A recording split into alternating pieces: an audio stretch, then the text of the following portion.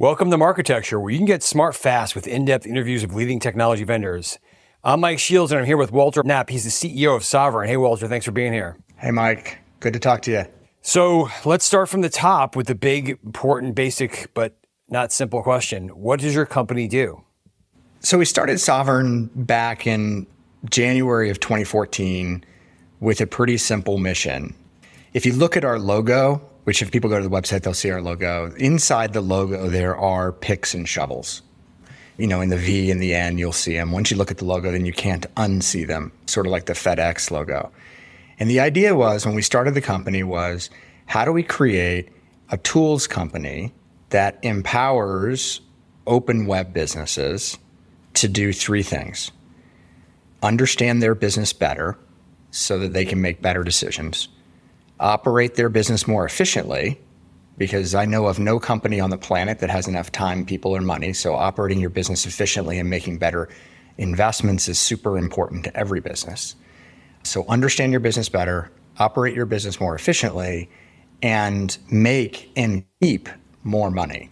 And so what we do is we provide many different products and services to our customers to help them do one, two, or all three of those things. You said you help companies on the open web. Are we talking publishers?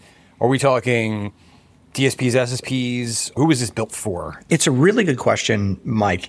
So by definition, when I say open web businesses, that's intentionally very broad. What we concentrate on are people who create content and distribute content for a living. You might refer to that as a publisher or a media business, but it also includes influencers, independent creators, things like that. Okay. Our customer base is very large. I have many thousands and thousands of customers. And those customers range from individual influencers that own no website. They operate entirely on social media. They use some of our affiliate commerce tools, and many of them make a lot of money doing that. But they operate entirely on Instagram, YouTube, Twitter, etc. And then it ranges up through the mid-tail to sites that, if you're like super into Teslas and you own one, you know what Teslarati is, which is a very mid-tail site, very focused on Tesla owners. And then you sort of move up into the larger part of the internet, and then we work with a number of the who's who, larger media companies that sort of we all know and love. They use different tools and different services from us, but that's our primary customer base. I'm going to pile on a little bit in that we do have a number of customers that we think are important businesses that use our products a little bit more off-label, but we count amongst our customers pretty much every single one of the big buy now, pay later companies. We also count amongst our customers some of the largest data companies in the world. These are all sort of publicly traded who's who name brand data companies that also work with us. I'm sorry to interrupt you. Are you strictly on the sales side or not necessarily? If it sounds like you're not just publishers, but do you work with brands and agencies as well, or not really? So I would say we do, but only to the extent that we describe the consumers and describe the inventory and ways that they can reach them.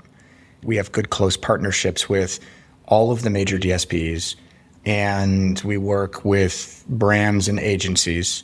For advertising, we also work with big merchants for e-commerce. And we talk to them a lot because they're interested ultimately in reaching consumers. And by focusing all of our energy on the supply side, we become a conduit and we describe how do you reach the consumers, where are they, what are they doing, what are they clicking on, what content are they spending time with, what products are they purchasing, things like that.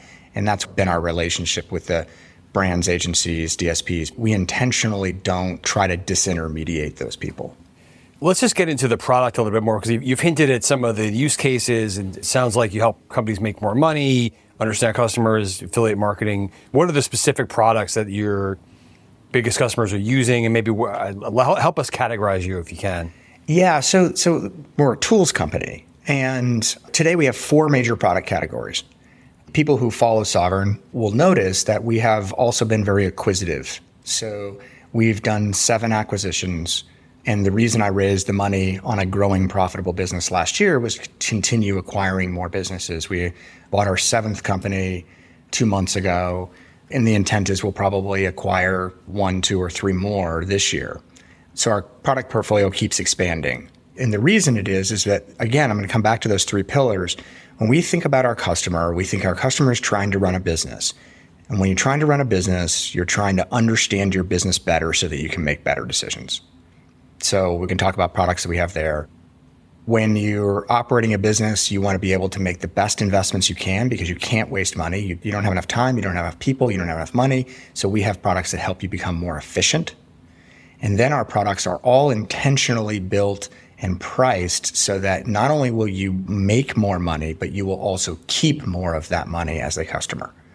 And when we look at their business, we go, hey, how can we continue adding value to you and keep picking off more of the things that drive you nuts so that you can actually run a better business?